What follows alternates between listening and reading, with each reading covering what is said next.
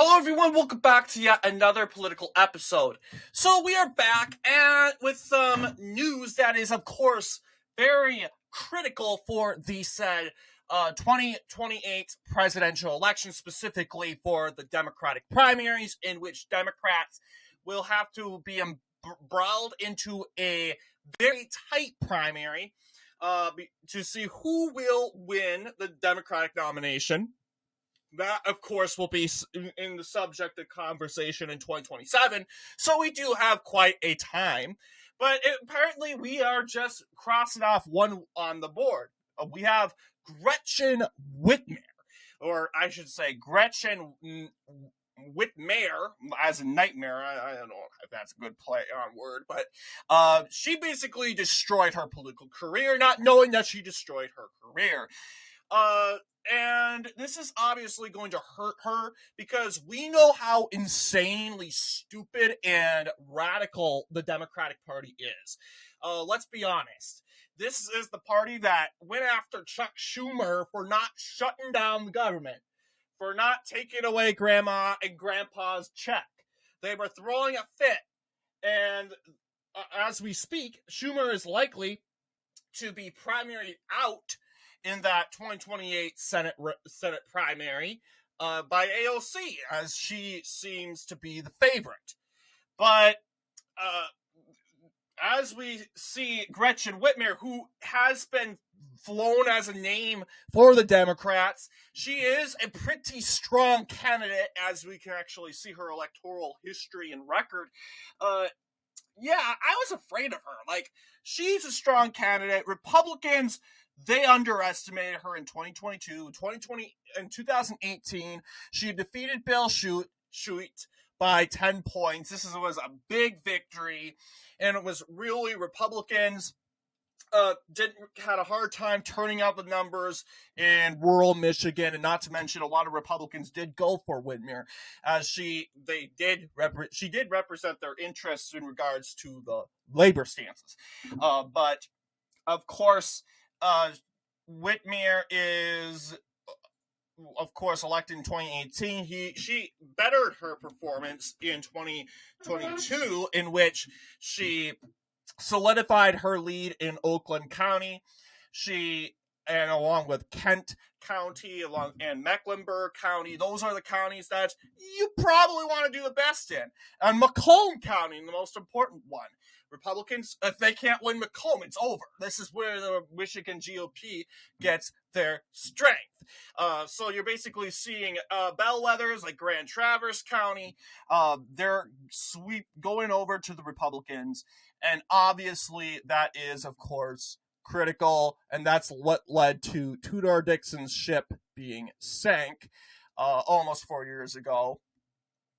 Yeah, I can't believe it's almost 4 years. But yeah, hopefully we won't go through that again, but it's not like Tudor Dixon is a different person. Well, it totally is that Gretchen Whitmer is a different person because the left has apparently disowned her. So apparently, Gretchen Whitmer, in an attempt to win moderates and maybe come out as like, hey, look, Democrats, we're willing to work with each other, but you can't do that as a Democrat. This is a cult, like Lindy Lee says. It is a cult, actual cult. The Democrats, they can't even put on the mask right. They can't even put on their hoods correctly.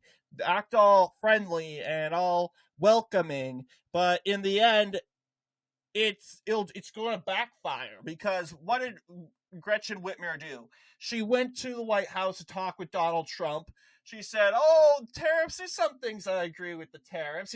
We know what she's trying to do. She's trying to win the average, everyday American. Kind of say, hey, look, guys, I'm not like them. I'm not like the crazy ones. And maybe if she got the Democratic nomination, that would have worked. I mean, let's be honest, she is a very strong candidate, and we know how she performs in a swing state like Michigan, and how she performs with labor voters, labor workers, auto workers, and people in general, in the working class, everyday suburbanites. But Miss Gretchen Whitmer forgot to realize, like, hey, look, I need to get nominated first. And how do you get nominated? Primary, right? You are nominated by primary. And when it comes to primaries, who gets to vote? Who gets to vote? The Democrats, the far left lunatics. And in order to be carried, you got to have some sort of far left lunatics at your side. Going through previous primaries, you'll see the far left has always shown a presence in the Democratic primaries.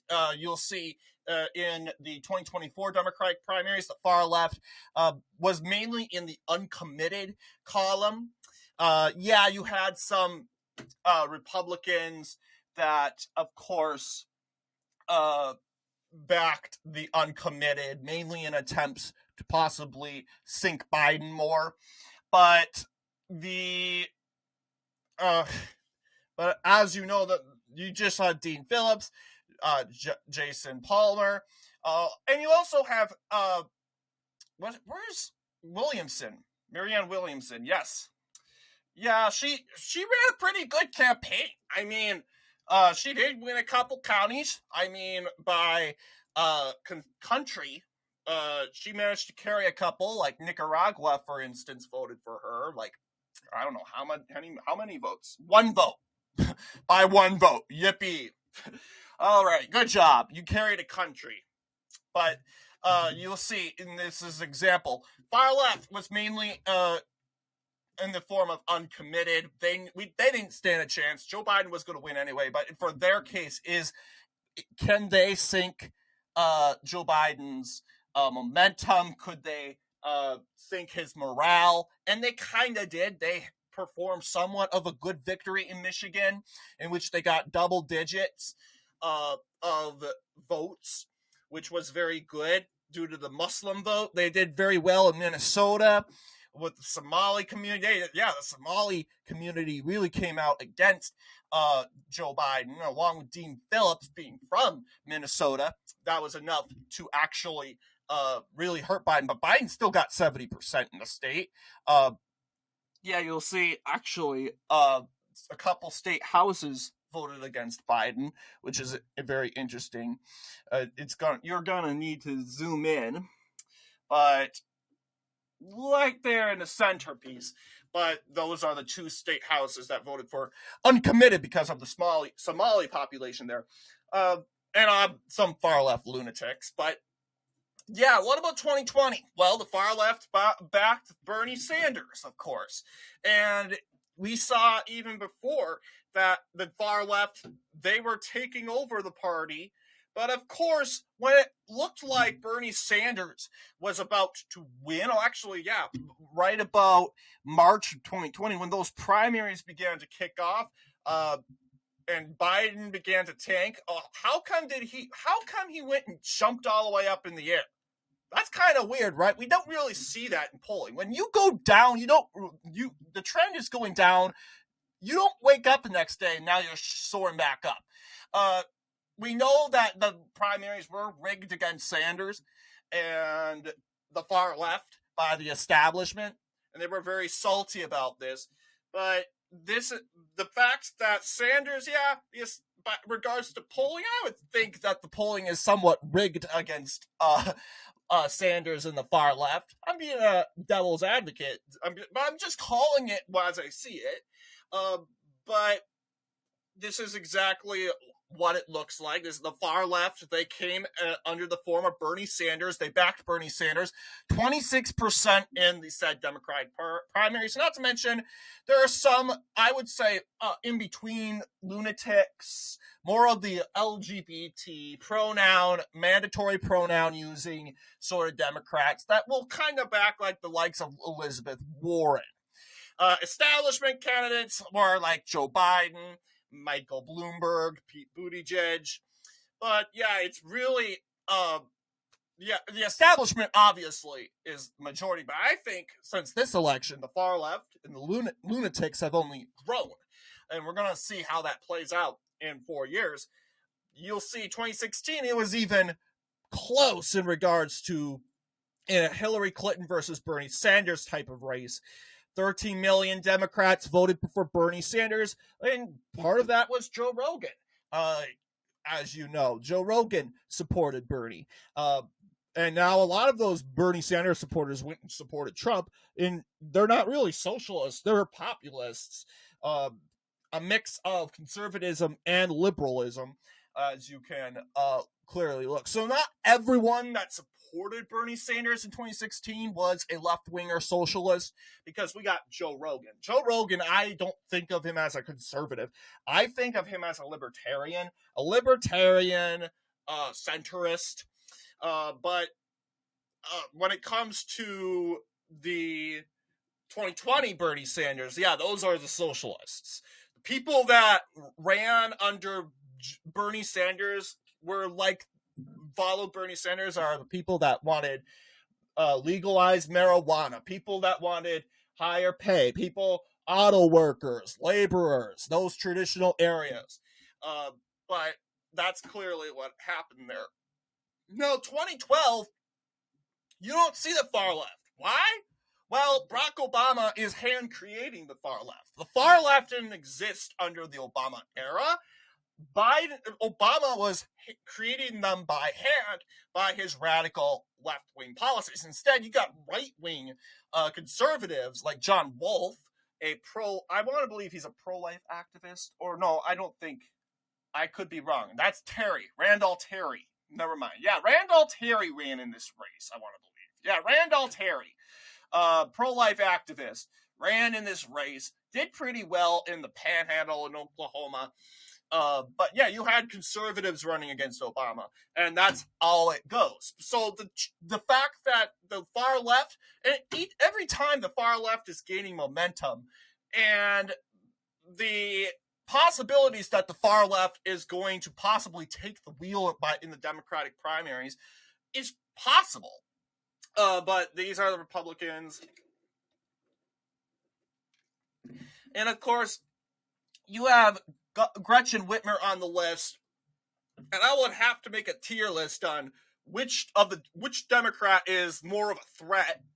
Andy Beshear is from Kentucky. He's not going to win Kentucky, but he could probably get more votes in Virginia. So that's kind of interesting. Cory Booker, I don't know about Cory. Buttigieg is beatable. No one likes him. Roy Cooper is somewhat of a concern. He probably will win North Carolina, which is a pretty big concern. So hopefully they don't nominate this guy. Andrew Cuomo, he will lose. Ambassador Rahm Emanuel from Illinois, never heard of him. Ruben Gallego just became a senator. I mean, you want to pull on an Obama or what? So, and yeah, he's too radical when it comes to the immigration stuff. Way too radical. Kamala Harris, you want to do a repeat of 2024? Go ahead. Mara Haley. Republicans will have a lot of good talking points when it comes to how she's running her state and how she's stripping away people from their free speech. Ro Khanna, that he I want to believe represents the squad. But yeah, you want to run him as the far left candidate? Go ahead. Amy Klobuchar. Well, I mean, she is somewhat of a strong candidate. You want to go again, Amy? Perhaps you'll be better than Tim Walz. I'm not so sure, but go ahead. You also have Michelle Lujan Grisham. She's been trending down on her disapproval. Chris Murphy, low testosterone man. Gavin Newsom, a masquerade of lies. Like, this guy is saying, oh, now I'm suddenly a moderate. People can see this guy. This guy is scary. Alexandria Ocasio-Cortez, you want to run this woman? I mean, you got to choose. You want to run for Senate or you want to run for president? I think she could possibly throw the ring for the president. Jon Ossoff of Georgia, he is not a low testosterone man, but he is probably has a good chance of winning Georgia, being from Georgia, and plus people seem to like him there. Former Representative Dean Phillips, he's a common sense sort of guy, but then again, I don't think the Democrats could elect such a person that has common sense. J.B. Pritzker, yeah. not gonna work. Josh Shapiro, yeah, they could run this guy if their views on the said the Israel-Palestine thing kind of changes, but we'll see how that is. And then again, there's a lot of things we don't know about Josh Shapiro that will probably freak a lot of people out. So, I mean, if he runs for president, as we learned a lot about Tim Walz, about his stolen valor, and how he lied about how he got his wife pregnant, and his DUI. I didn't know he was ever arrested for DUI, but I should have known that because I've lived for 5 years under this guy's tyrannical regime. But we learned so much, and I think we would learn a lot from Josh Shapiro.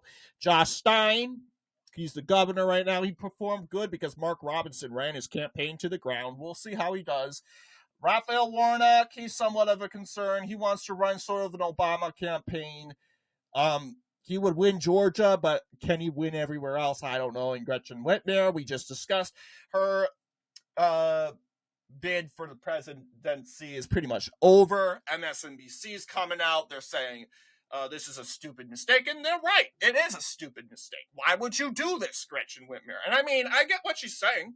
She's trying to, of course, appeal to the moderates, but she needs to get that nomination first, and you're going to have to go through the wall of far-left extremists. That's what you're going to have to do, and obviously they're going to be forming a wall against you.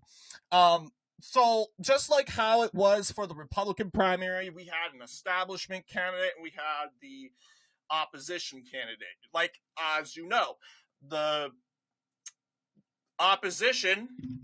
establishment nominee was Nikki Haley, all right? And Nikki Haley was the establishment nominee in 2024 against Donald Trump, who represents the MAGA, right-wing, more populist faction, anti-establishment coalition. 76%. 2020, Bill Weld was the establishment nominee. He lost by a lot. He did an embarrassing performance. One delegate. That's it. 2016, you had Ted Cruz. I would say Ted Cruz would have been the nominee for the establishment. He lost.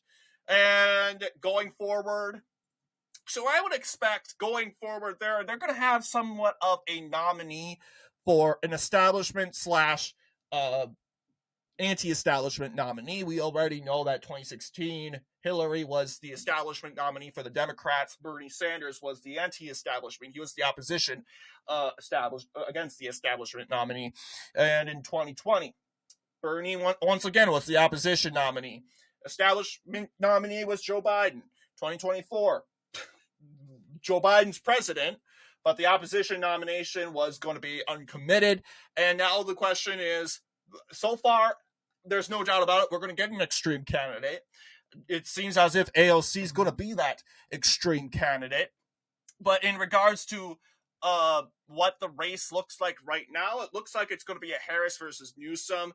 And you got two establishment characters here. And I think, you know what, this is way too early of an analysis to actually think about, like, okay, you got Newsom, who is establishment, and you got Harris, who is establishment, and you have a lot of people like the Young Turks that are critical against her.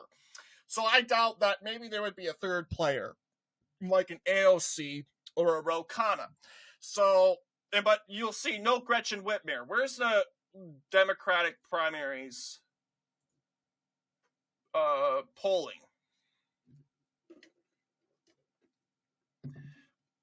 Harris is still leading with 19.6% of the lead.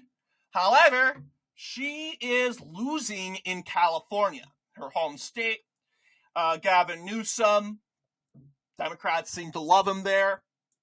And that's kind of why I have California and the areas around California. Colorado, more influenced by California. Reason being, a lot of Californians moved to Colorado. That's why it's so blue. But this is pretty much what it's looking like right now in terms of support. But yes. Where is there? Yeah, Gretchen Whitmer and her aggregate is 2.4. 2.4 is not good. I mean, all of you guys have 2.4. Walz is at 5%. I don't think he's going to be the nominee. Alexandria Ocasio-Cortez is at 7.3%. I think seeing those numbers jump up already, being competitive with the likes of Gavin Newsom, she would probably be the opposition nominee. Pete Buttigieg is at 10%. Which is, of course, pretty interesting. Where would he fall on the map?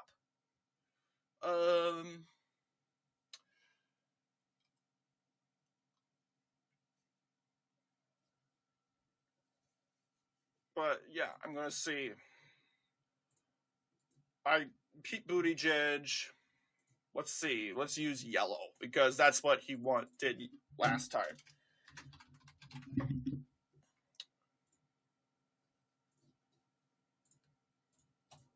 I would say Michigan and Indiana. Maybe Kentucky, West Virginia, more this area. The Harris could win Florida. The area is influenced by California for sure. Well, I would say Oregon, Washington. We'll just say it goes to Harris. Well, that could change. I guarantee you it will. Texas, because really we don't have much indications that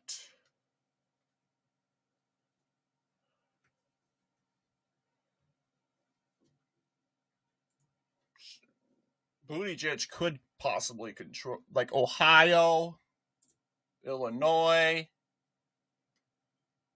Now he's basically, I had West Virginia there too. Pennsylvania, more of the moderate voters.